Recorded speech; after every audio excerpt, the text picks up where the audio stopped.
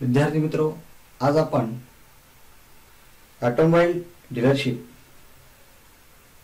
या इयत्ता 12वीच्या विषयामध्ये प्रात्यक्षिक क्रमांक 1 पाहणार आहोत.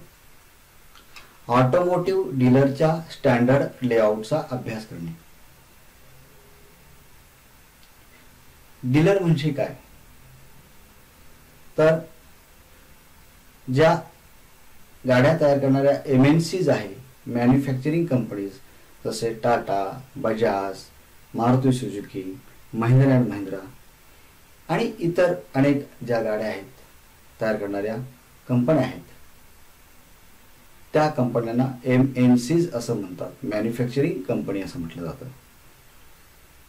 या कंपन्यांमध्ये तयार होणाऱ्या गाड्यांची विक्री आणि सर्व्हिस यासाठी ऑटोमोटिव्ह डीलरची त्या ठिकाणी गरज भासते आणि यासाठी त्या ऑटोमोटिव्ह डीलरच्या कडून चांगली सेवा ग्राहकाला मिळणं अपेक्षित असतं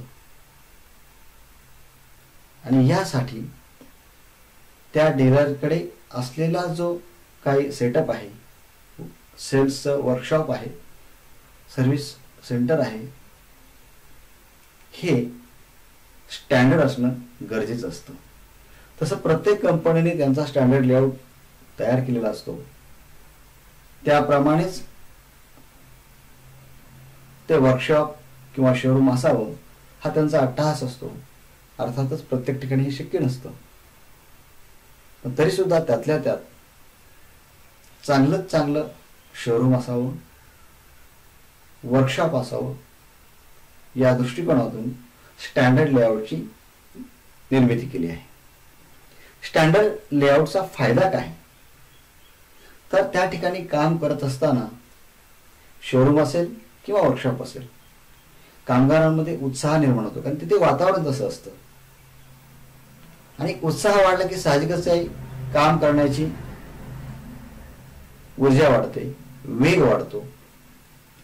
याचबरोबर कामगार आणि तिथे येणारे जे काही ग्राहक आहेत, व्हिजिटर्स आहेत, यांचा अपघात होणे याचीही काळजी घेतली जाते किंवा त्याच पद्धतीने या लेआउटची रचना केलेली असते. आता डीलरशिप लेआउटकडे जाण्यापूर्वी आपण थोडंसं ऑटोमोबाईल इंडस्ट्रीबद्दल पाहूया. भारतामध्ये फूड इंडस्ट्री नंतर ऑटोमोबाईल इंडस्ट्री 2 नंबरला आहे. या ऑटोमोबाईल इंडस्ट्रीमध्ये 2 wheelers, passenger vehicles, commercial vehicles आणि 3 व्हीलर्स, त्याचबरोबर ॲग्रिकल्चर व्हेकल्स जसे ट्रॅक्टर वगैरे, अर्थ मूव्हर्स यांचीही निर्मिती केली जाते. तर या गाड्यांची निर्मिती भारतामध्ये किती होते आणि त्याची विक्री कशी होते तेही आपण या प्रॅक्टिकलमध्ये थोडक्यात पाहणार आहोत. भारतामध्ये साधारणपणे भारतीय कंपन्या आणि विदेशी कंपन्या अशा 2 कॅटेगरीज आहेत. त्यामध्ये काही तुमच्यासमोर या कंपन्या आहेत, भारतीय कंपनी आहेत आणि मल्टीनॅशनल कंपनी आहेत. भारतीय कंपन्या आपल्याला माहितच आहे, अशोक लेलँड आहे, टाटा मोटर्स आहे, महिंद्रा अँड महिंद्रा आहे, 2 व्हीलरमध्ये बजाज आहेत, व्हेस्पा आहे, अशा अनेक कंपन्या आहेत. आणि याच भारतीय कंपन्याबरोबर बाहेरच्या कंपन्या कोलॅबरेशनमध्ये मारुती सुझुकी, हिरो होंडा अशा पद्धतीच्या कंपन्या आपल्याला पाहायला मिळतात.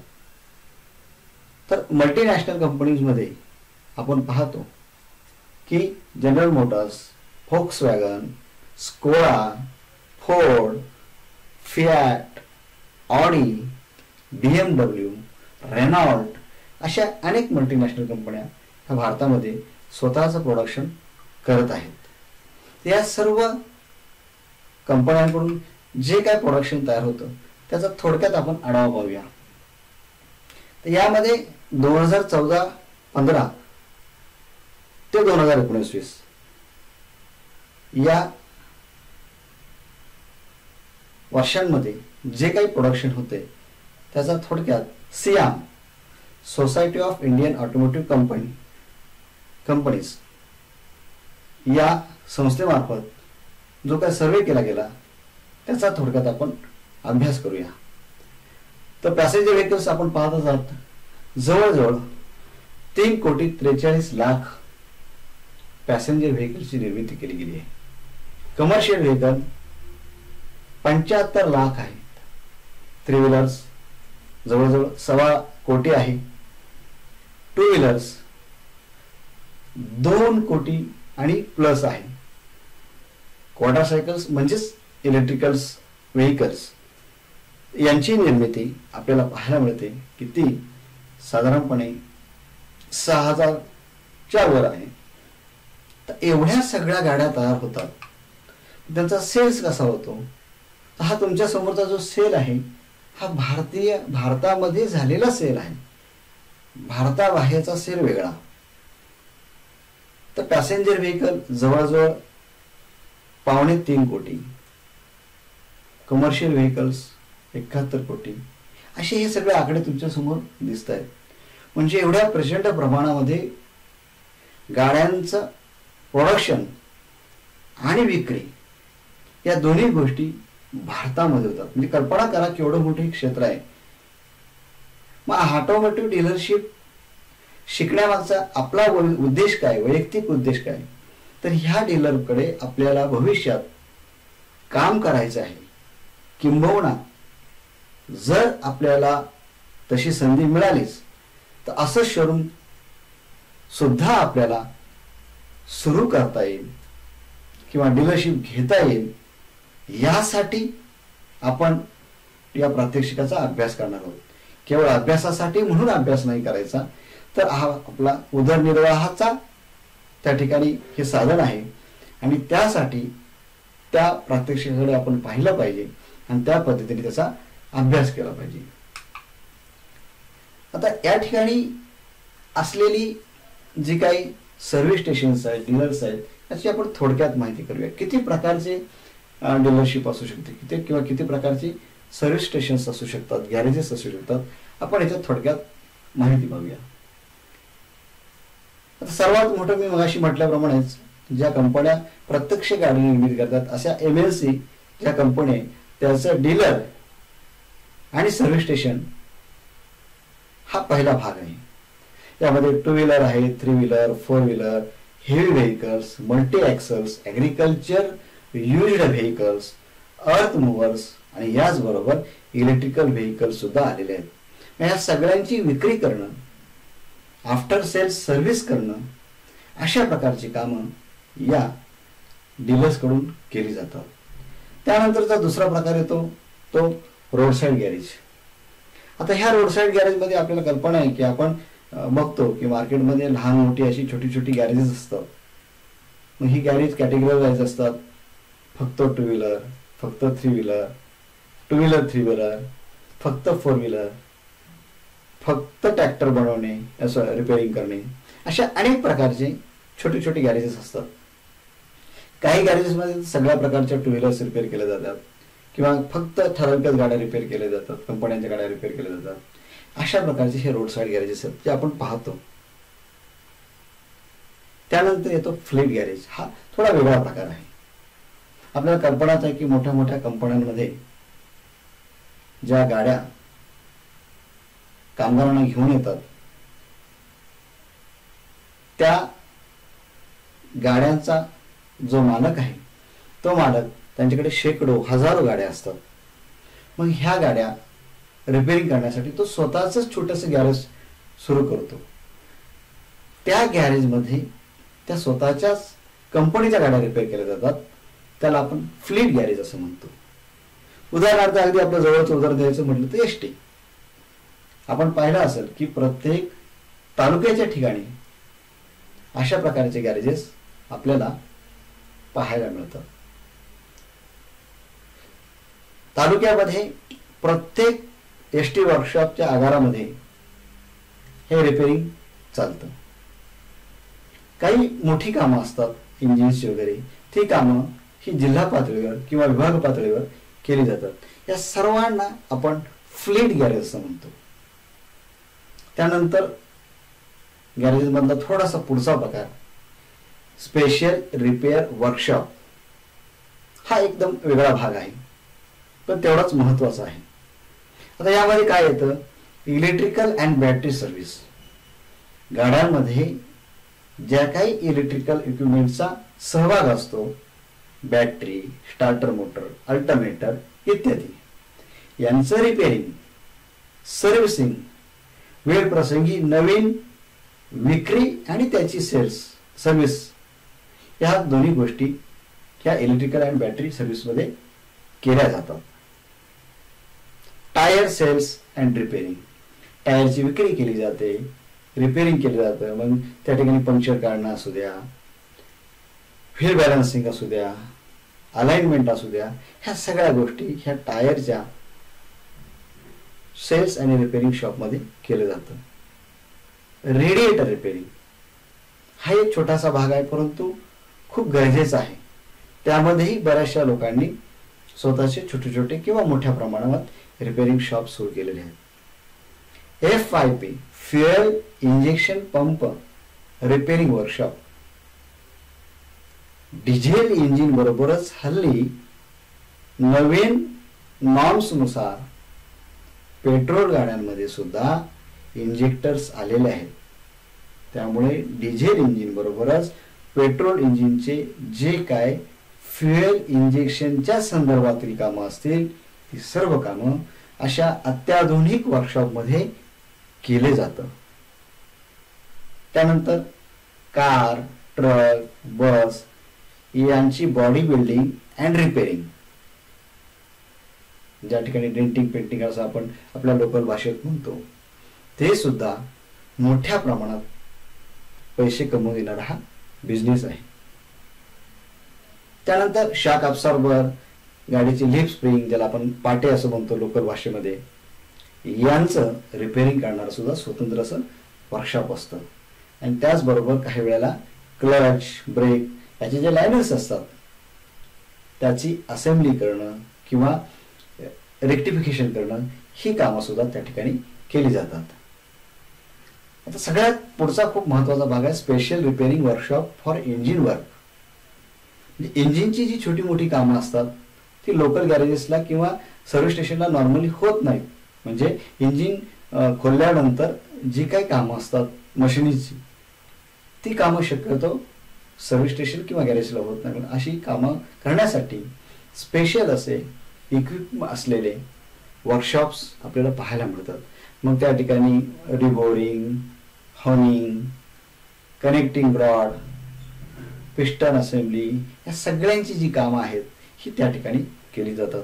आणि म्हणून अशी वेगवेगळ्या प्रकारची आपण छोटी छोटी सर्व्हिस स्टेशन्स पाहतो. आता आपल्याला आदर्श डीलरशिप कसं असायला पाहिजे किंवा शोरूम कसं असायला पाहिजे, एक छोटासा आपण एक नमुना पाहूया. एका कंपनीचं या ठिकाणी शोरूम आहे, कसं असायला पाहिजे शोरूम, त्यातील वर्कशॉप कसा असायला पाहिजे, याचं अतिशय उत्तम उदाहरण आपण या ठिकाणी पाहणार आहोत व्हिडिओच्या मार्फत.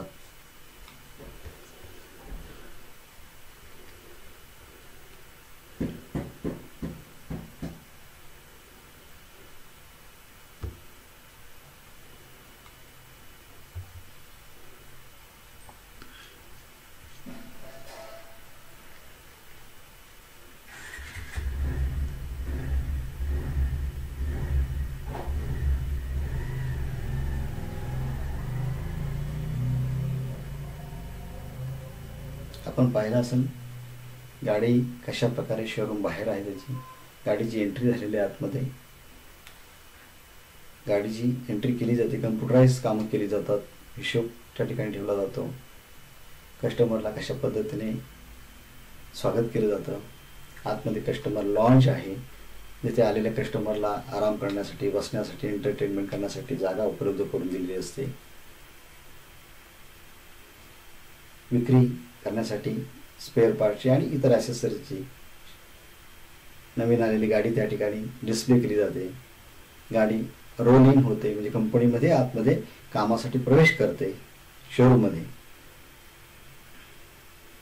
वेगवेगळ्या वर्क स्टेशनला वेगवेगळी कामं होतात, गाडीची नोंद केली जाते.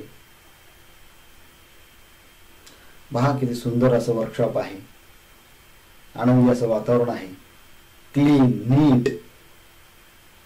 काही साइन बोर्ड्स असतात, सेफ्टीसाठी असतात, इन्फॉर्मेटरी असतात. वर्कशॉपमध्ये आल्यानंतर गाडीची नोंद केली जाते, कामं सुरू होतात, वेगवेगळ्या प्रकारची कामं त्या ठिकाणी आपल्याला पाहायला मिळतात. अतिशय आयडियल कंडिशनमध्ये कामं केली जातात. वॉशिंग आधुनिक पद्धतीने केले जाते. नंतर ग्राहक संतुष्ट व्हावं आणि जावं हा त्यामागचा उद्देश असतो आणि गाडी ही डिस्पॅच केली जाते. कस्टमर समाधानी तर आपण समाधानी. किती सुंदर आहे. आणि अशाच पद्धतीची आयडियल वर्कशॉप असावं यासाठी कंपन्यांचा आग्रह असतो.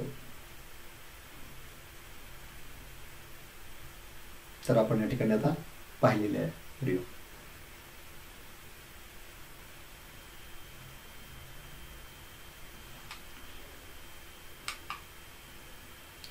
आता आपण एक आयडियल व्हिडिओ पाहिला, आयडियल शोरूम वर्कशॉप कसं असेल याचा व्हिडिओ पाहिला.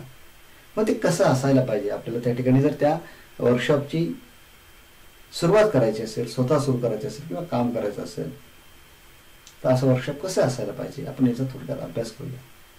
सर्वप्रथम कुठलाही व्यवसाय करायचा म्हटलं की आपल्याला साईट महत्वाची असते. साईट म्हणजे काय तर आपल्या लोकल भाषेत आपण म्हणतो धंद्यासाठी मोक्याची जागा. म्हणजे ज्या ठिकाणी आपल्या गाड्या शोरूममध्ये ठेवलेल्या लोकांना रोज पाहता यायला पाहिजे, शिवाय ट्रान्सपोर्टेशनसाठी सोयीची असली पाहिजे, अशी साईट असणं गरजेचे असतं. आणि ही जी जागा आहे ही कशी पाहिजे, समतल पाहिजे, खास खळगे नसावे मोठे मोठे, जेणेकरून पुढे वर्कशॉप बांधताना, शोरूम बांधताना आपल्याला कमीत कमी खर्च व्हावा, जागा प्रशस्त असली पाहिजे, हा त्याच्या मागचा उद्देश असतो. हा झाला प्लॅन. आपण पाहिलं असेल एक शोरूम आहे, या शोरूमचा हा प्लॅन आहे. यामध्ये तुम्हाला पाहायला मिळेल की कस्टमरसाठी बसण्यासाठी वेगळा लॉन्ज आहे, एंट्रीसाठी एंट्री पॉईंट आहे, आउटसाठी आउटलेट पॉईंट आहे, शोरूमच्या लावलेल्या ज्या गाड्या आहेत त्या गाड्या आपल्याला पाहायला मिळतात, डिस्प्ले केलेले आहेत व्यवस्थितपणे. हा अगोदर प्लॅन तयार करावा लागतो. याचा उद्देश की पुढे ते सुटसुटीतपणा आपला जास्त व्हावा, हा त्याचा मागचा उद्देश असतो. हा एक दुसरा प्लॅन आहे, हा वर्कशॉपचा प्लॅन आहे. अगोदर पाहिला होता तो आपण शोरूमचा प्लॅन होता, हा वर्कशॉपचा प्लॅन आहे. मग या वर्कशॉपमध्ये गाडी कुठून आत आली पाहिजे, गाडीची एंट्री कुठे झाली पाहिजे, त्यासाठी लागणारा जॉब कार्ड तयार करण्यासाठी कुठे जागा असली पाहिजे, सर्व्हिस ॲडवायझर कुठे बसला पाहिजे, सर्व्हिस मॅनेजर किंवा वर्क्स मॅनेजर कुठे बसला पाहिजे, यासाठी जागा दिलेली असते. वेगवेगळे सर्व्हिस बे असतात, ज्या ठिकाणी कामं करायचे आहेत त्या वेगवेगळ्या सर्व्हिस बेची रचना केलेली असते. गाडी धुण्यासाठी वेगळी जागा असते, पेंट बूथ वेगळं असतं, टूल्स स्पेअर पार्ट याच्यासाठी वेगळी जागा केलेली असते, टॉयलेटची सुद्धा सुविधा केलेली असते, कॅन्टीन असतं. या अशा पद्धतीचा हा लेआउट आपल्याला पाहायला मिळतो. आता शोरूम कसं असलं पाहिजे, पाहता क्षणी आपण मोहात पडलो पाहिजे की मला या शोरूम मध्ये गाडी घ्यायची. म्हणजे गाडीपेक्षा जास्त शोरूमचाच आपल्याला मोह जात होतो. आणि त्यासाठी शोरूम अतिशय सुंदर नीटनेटकं असायला पाहिजे. शोरूम जेवढं अट्रॅक्टिव्ह तुम्ही कराल, त्यामधील गाड्यांची मांडणी जेवढी अट्रॅक्टिव्ह कराल, आलेल्या कस्टमरला जेवढ्या चांगल्या सुविधा द्याल, त्यांची आवभगत कराल, त्यावेळेस तुमची विक्री वाढणार. आता या ठिकाणी आपल्याला दोन शोरूम पाहायला मिळतात, किती प्रशस्त आहेत, किती सुंदर आहेत. अशा प्रकारचं शोरूम असणं खूप गरजेचं आहे, जेणेकरून विक्रीमध्ये वाढ होते. किंबहुना ज्यावेळेस असे शोरूम्स रोड साईडला असतात त्यावेळेस आपण जेव्हा नेहमी जातो आपण पाहतो आणि जेव्हा केव्हा आपल्याला गाडी घ्यायची असते तेव्हा आपल्याला या शोरूममध्ये जायचं आणि गाडी घ्यायची, अशा प्रकारची मनामध्ये कल्पना येते. आणि यासाठीच अतिशय आयडियल असं शोरूम हे बनवावं लागतं. हे दुसऱ्या प्रकारचं शोरूम आहे, ज्याला नाईट विजन आपण पाहतो. पहा, साधारणपणे 2 स्टेपमध्ये शोरूम आहे. हे शोरूम पाहिल्यानंतर आपल्याला असं लक्षात येतं की किती सुंदर पद्धतीने त्या गाड्यांची मांडणी केलेली आहे, रचना केलेली आहे. आणि संपूर्ण ग्लास असल्या कारणामुळे आपल्याला प्रत्येक आतमध्ये असलेली जी ॲक्टिव्हिटी आहे ती संपूर्ण डिस्प्ले आहे हा अगदी व्यवस्थितपणे दिसत असतो. आता वर्कशॉप असो किंवा शोरूम असो, इथे कामगारांना काम करायचं. मग काम करत असताना त्या ठिकाणी असलेलं वायू विजन, प्रकाश योजना, ज्याला आपण एअर अँड लाईट व्हेंटिलेशन म्हणतो, हे अतिशय सुंदर पाहिजे, अतिशय चांगलं पाहिजे. कारण जेवढा प्रकाश चांगला असेल तेवढं काम करण्यासाठी उत्साह वाढतो. दुसरी गोष्ट, अपघातही टाळता येतात. आणि व्हेंटिलेशन असल्यामुळे आपोआपच कामाचा उत्साह वाढतो. आता प्रकाश योजनेसाठी 2 पद्धती केल्या जातात. एक नैसर्गिक असते आणि दुसरी आर्टिफिशियल असते. नैसर्गिक म्हणजे काय, तर मोठं त्या ठिकाणी वर्कशॉपला किंवा शोरूमला हाईट द्यायची, छतावर जी पत्रे आहेत त्या ठिकाणी काही ठिकाणी ट्रान्सपरंट पत्रे जिथून प्रकाश परावर्तित होईल खाली, ती रचना करायची. साईडला जी काही भिंत आहे त्या भिंतीला असलेल्या खिडक्या हा मोठ्या असायला पाहिजेत, ज्यातून प्रकाश आला पाहिजे, ज्यातून शुद्ध हवा आत आली पाहिजे. अशा प्रकारचं नैसर्गिक वातावरण असायला पाहिजे. पण त्याचबरोबर हल्ली कृत्रिम म्हणजे ज्याला आपण म्हणतो लाईटच्या मार्फत प्रकाश योजना केली जाते, इलेक्ट्रिकल लाईटच्या मार्फत वातावरण चांगलं ठेवण्यासाठी. आता बरेचसे वर्कशॉप असेल, शोरूम असेल, आपण पाहता AC असतात, एअर कंडिशन असतात. त्यानंतर वर्कशॉपमध्ये काम करत असताना जो धूर तयार होतो तो धूर बाहेर जाण्यासाठी स्पेशल अशी योजना केलेली असते. त्या ठिकाणी एक्झॉस्ट पाईप दिलेले असतात. ते गाडीला सायलेन्सरला लावले की संपूर्ण त्या ठिकाणी असलेला जो काही धूर आहे तो बाहेर काही वेळेला वातावरणात सोडला जातो, तर काही वेळेला एका ठराविक टँक मध्ये नेऊन सोडला जातो आणि त्याला तिथे विसर्जित केलं जातं. तर अशा प्रकारची वायुविजन आणि प्रकाश योजना अतिशय चांगल्या पद्धतीची असायला पाहिजे, ज्याच्यामुळे कामाचा वेग वाढतो, उत्साह निर्माण होतो. आणि सगळ्यात महत्वाचं की या सगळ्या गोष्टीमुळं माणूस काम करत असताना अपघात होणार नाही याची काळजी घेतली जाते. आता वर्कशॉपमध्ये कोणकोणत्या गोष्टींची आवश्यकता असते, तर आलेली गाडी ही प्रथम ज्यावेळेस नोंद होते त्यावेळेस ती वॉशिंग करणं गरजेचं असतं. आणि हे वॉशिंग करण्यासाठी त्या शोरूमच्या किंवा वर्कशॉपच्या एका बाजूला वॉशिंग सेंटर किंवा रॅम्प दिलेला असतो.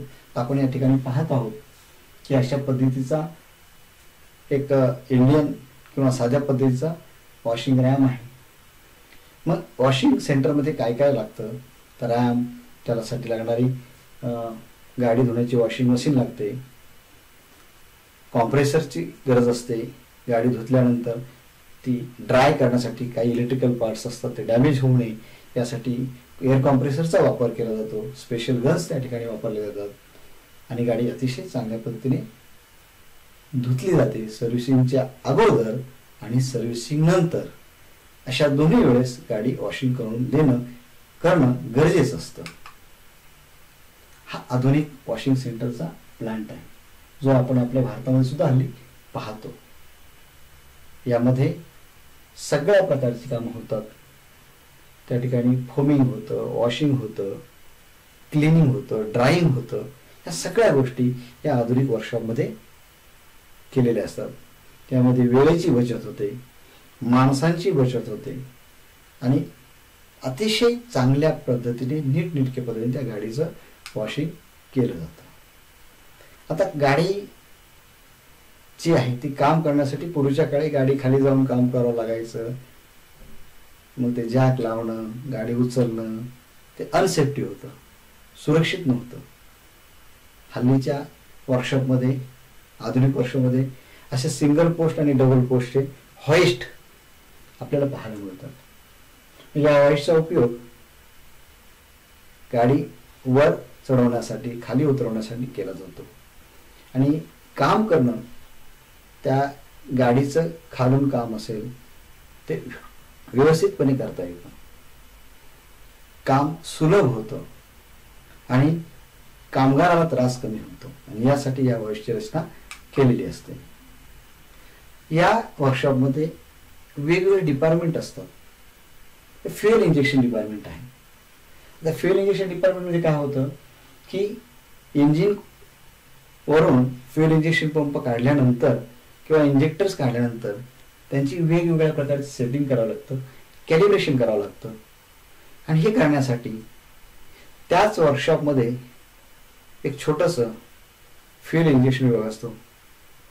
काही वर्कशॉपमध्ये ती सोय नसते. मग ते काय करतात तर सेपरेट बाहेर असलेले, मग अशी आपण पाहिलंच की सेपरेट वर्कशॉपमध्ये FIP फ्युएल पंपाच्या वर्कशॉपमध्ये अशा प्रकारचे कामं केली जातात. पार्किंग व्यवस्था हा खूप महत्वाचा भाग आहे. आलेल्या ग्राहकाची गाडी ही व्यवस्थित पार्क झाली पाहिजे, सुरक्षित राहिली पाहिजे, याची काळजी कंपनीला म्हणजेच डीलरला घ्यावी लागते. त्यासाठी इनडोअर आउटडोअर जशी सोय करता येईल तशी सोय करता यावी यासाठी डीलरने प्रयत्न केला पाहिजे. कारण ग्राहकाच्या गाडीची काळजी घेणं हे आपलं कर्तव्य असतं.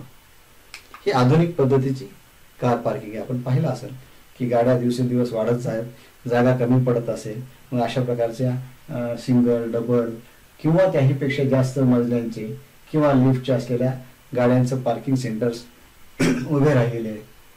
पुण्यासारख्या ठिकाणी सुद्धा आपण पाहतो अशा प्रकारच्या पार्किंगची व्यवस्था केलेली आहे. वेल्डिंग सेक्शन हा खूप महत्वाचा भाग असतो की गाडीचं काही छोटा मोठा ॲक्सिडेंट झाला तर अशा गाड्या रिपेअर करणं हे वर्कशॉपमध्ये गरजेचं असतं. आणि ते करण्यासाठी डेंटिंग पेंटिंग शॉप त्या ठिकाणी दिलेला असतो. मग त्या ठिकाणी एक वेल्डिंग सेक्शन सुद्धा असतं. मग इथे लागणाऱ्या वेगवेगळ्या प्रकारच्या वेल्डिंग मशीन्स असतील, गॅस वेल्डिंग असेल किंवा इतर साधनं असतील, सेफ्टी इक्विपमेंट असेल, या सगळ्यांची त्या ठिकाणी रचना केलेली असते. इंजिन विभाग हा खूप महत्वाचा भाग असतो. गाडीचं हृदय म्हणजे इंजिन आहे. मग ह्या इंजिनचे रिपेअरिंग करण्यासाठी सेपरेट अशी एक रूम असते. त्या रूममध्ये त्या इंजिनची कामं केली जातात. आणि त्यासाठी प्रत्येक इंजिनच्या मॉडेलनुसार वेगवेगळ्या प्रकारचे स्पेशल टूल्स त्या इंजिनच्या टूल रूममध्ये दिलेले असतात. शिवाय ते जे इंजिन्स आहेत ते इंजिन्स क्लीन करण्यासाठी, त्याचे पार्ट्स क्लीन करण्यासाठी सेपरेट असं एक छोटंसं त्या ठिकाणी आधुनिक पद्धतीचा विभाग केलेला असतो. या इंजिन रूममध्येच इंजिन रिपेअरिंग करण्यासाठी त्या कंपनीचे सर्व्हिस मॅन्युअल किंवा ज्याला आपण मेंटेनन्स मॅन्युअल म्हणतो हे सुद्धा उपलब्ध करून दिलेले असतात. आणि स्पेशल ट्रेनिंगच्या सहाय्याने वरचेवर कंपनी ट्रेनिंग देत असते. त्या ट्रेनिंगच्या सहाय्याने त्या ठिकाणी आपल्याला या इंजिनची रिपेअरिंग सुद्धा करता येईल. Tool room heart of the workshop अतिशय सुसज्ज, नीटनेटकं अशी टूल रूम असायला पाहिजे की आपल्याला त्या टूल रूम मध्ये जाऊन आपल्याला हवं असलेलं टूल ताबडतोब मिळावं आणि आपलं काम जलद गतीने व्हावं हा त्या मागचा उद्देश. आणि डिस्प्ले सुद्धा बघा किती सुंदर आहे, दिसायलाही चांगलं आणि काम करायला असायलाही चांगलं, अशा दोन्ही पद्धतीने त्याचा वापर हा होतो. आता हे टूल रूम बरोबरच सेपरेट किट, टूल किट सुद्धा प्रत्येक जो काही टेक्निशियन असतो त्याला असतंच. पण तरी सुद्धा जे काही स्पेशल टूल्स आहेत त्या स्पेशल टूल्ससाठी आणि रेग्युलर टूल्ससाठी अशा प्रकारची ही जी रचना आहे ही केलेली असते. टूल किट मागाशीच म्हटल्याप्रमाणे जो काही त्या ठिकाणी सर्व्हिस टेक्निशियन असतो त्या सर्व्हिस टेक्निशियनकडे गाडी रिपेरिंगला येते त्यावेळेस त्याचं स्वतःचं असं टूलकिट असतं.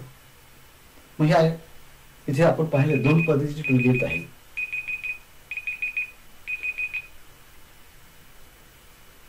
स्वतःचं असं टूलकिट असलं पाहिजे. आणि आपण या ठिकाणी पाहिलं तर ते टूलकिट जे आहे ते वेगळ्या पद्धतीने आहे. सिंगल पण आहे आणि स्टँडचं पण आहे. तर या टूलकिटचा वापर हा संबंधित जो काही मेकॅनिक आहे त्याकडून केलं जातं.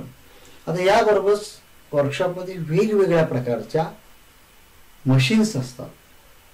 मग ती ग्राइंडिंग मशीन असो, प्रेस मशीन असो, किंवा त्या ठिकाणी बेंच वाईस असतील, ड्रिलिंग मशीन असतील, अशा अनेक गरजेनुसार त्या कंपनीमध्ये काम करण्यासाठी किंवा वर्कशॉपमध्ये काम करण्यासाठी आवश्यक असल्या गरजेनुसार वेगवेगळ्या प्रकारच्या मशीन असतात. यांचा अभ्यास हा नंतर वेगळ्या पद्धतीने करणार आहोतच. इलेक्ट्रिकल विभाग आणि बॅटरी विभाग हा कंपल्सरी प्रत्येक वर्कशॉपमध्ये शक्यतो असतोच. एक वेगळं सेक्शन असतं इलेक्ट्रिकल विभाग, जिथे बॅटरीचं रिपेरिंग केलं जातं. इलेक्ट्रिकल पार्ट्स, स्टार्टर मोटर असेल, अल्टरनेटर्स असतील, किंवा इतर ज्या काही इलेक्ट्रिकलच्या संदर्भातील गोष्टी असतील, AC ची कामं असतील, ही सगळी कामं ही ह्या इलेक्ट्रिकल विभागामार्फत केली जातात. त्यामुळे ते सुद्धा अतिशय व्यवस्थित नीटनेटकं असावयास हवं. स्टोअर विभाग खूप महत्वाचा भाग आहे. गाडी रिपेरिंग करत असताना, सर्व्हिसिंग करत असताना, फ्री सर्व्हिसिंग असेल, त्यानंतर प्री मेंटेनन्स असेल किंवा ब्रेकडाऊन मेंटेनन्स असेल, यासाठी वेगवेगळ्या गोष्टींची पार्ट्सची गरज लागते. मग तिथे ऑइल असेल, स्पेअर पार्ट्स असतील, या सगळ्यांची गरज लागते. आणि हे सगळं ठेवण्यासाठी, विभागून ठेवण्यासाठी स्टोअर रूम तिथे दिलेलं असतं, की जेणेकरून हे संबंधित काम करत असणाऱ्या टेक्निशियनला सहजपणे उपलब्ध व्हावं, अशा दृष्टिकोनातून ते स्पेअर पार्ट्सचं स्टोअर बनवलेलं असतं. इथे जे काय आहे कोडिंग केलेलं असतं, त्याला वेगळ्या पद्धतीने त्या ठिकाणी स्टोरेज केलेलं असतं. लागलीच उपलब्ध व्हायला पाहिजे, त्याची इन्व्हेंटरी वेळेच्या वेळेला केली जाते. आणि जो काय मेकॅनिक आहे त्याला सहज पटकन ते स्पेअर पार्ट्स उपलब्ध व्हावे, हा त्यामागचा उद्देश आहे. आता स्टोअर विभाग दोन पद्धतीने काम करतात. एक तर वर्कशॉपमध्ये आलेल्या गाड्यांचंही स्पेअर्स मिळतात, किंवा बाहेरून एखादा कस्टमर आला किंवा मेकॅनिक आला आणि त्याला जर पाहिजे असेल स्पेअर्स, तर त्यालाही ते स्पेअर्स उपलब्ध होतात. त्याला वेगळं रिटेल आउटलेट ते केलेलं असतं. तर स्टोअर विभाग हा सुद्धा खूप महत्वाचा भाग आहे. आता पेंट शॉप, डेंटिंग, पेंटिंग हा खूप मोठा व्यवसाय आहे, वेगळा सुद्धा. मोठ्या मोठ्या आयडियल वर्कशॉपमध्ये अशा प्रकारचे अतिशय सुंदर आणि चांगल्या पद्धतीचे डेंटिंग पेंटिंग वर्कशॉप आहेत, आधुनिक पद्धतीचे आहेत, जिथे संपूर्ण ज्याला काय म्हणतो आपण पोल्युशन कंट्रोल नॉर्म्स वगैरे ह्या सगळ्यांचा त्या ठिकाणी वापर करून अतिशय चांगल्या पद्धतीचे वर्कशॉपमध्ये पेंट शॉप उभे केलेले असतात. गाडी छोटं किंवा मोठं जो काही स्क्रॅच असेल किंवा डेंट असेल किंवा ॲक्सिडेंट झालेली गाडी असेल, यांचं रिपेअरिंग, डेंटिंग, पेंटिंग हे या पेंट शॉपमध्ये केलं जातं. स्क्रॅप, आता हा एक खूप वेगळा मुद्दा आहे, की जे गाड्यांमध्ये काम केल्यानंतर जे काही स्पेअर्स बाहेर काढले जातात किंवा बहुतांशी गाड्या स्क्रॅप केल्या जातात, आपण पाहिलं असेल, त्याची सेपरेट कॅटेगरी वाईज तो स्क्रॅप ठेवलेला आहे. म्हणजे लोखंडी पार्ट वेगळे असतील, प्लास्टिक वेगळं असेल, फायबर वेगळं असेल, नंतर टायर्स वेगळे ठेवलेले असतात.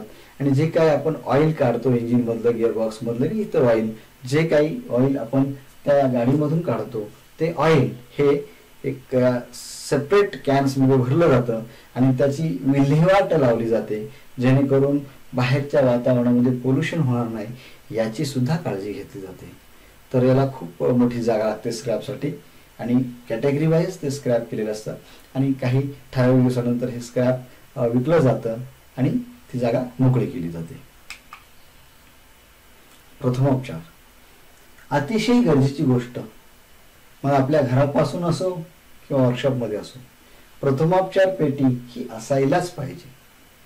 ह्या प्रथमोपचार पेटीमध्ये काय असणार आहे, बेंजॉइन असणार आहे, आयोडीन असणार आहे, क्रीम असणार आहे, ज्याला आपण म्हणतो अँटीसेप्टिक क्रीम असेल, काही ठराविक गोळ्या असतील, ज्याला आपण अँटीबायोटिक्स गोळ्या म्हणतो, डोकेदुखी वगैरे अशा ठिकाणी अशा छोट्या प्रमाणातल्या गोळ्या असतील, कैची असेल, स्ट्रिप्स असतील, लाकडी पट्ट्या असतील, बँडेज असतील. म्हणजे अपघात झाल्यानंतर डॉक्टरकडे जाण्यापूर्वी आपल्याला जे काही छोट्या मोठ्या प्रमाणात ते उपचार करता येईल ते उपचार करण्यासाठी आपल्याकडे प्रथमोपचार पेटी असणं गरजेचं आहे. ते फर्स्ट एड किट असणं गरजेचं आहे.